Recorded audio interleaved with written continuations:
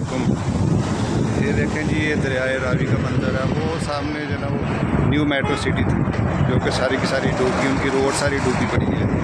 सारा इसमें जो ना वो नज़र आ रहा है, सारा उसका जो ना सड़क भी डूबी है, उनकी बिल्डिंगें भी डूबी है।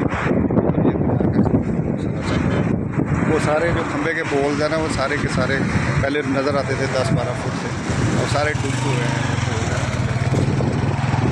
कश्ती भी चल रही है दरिया में, कश्ती खड़ी है।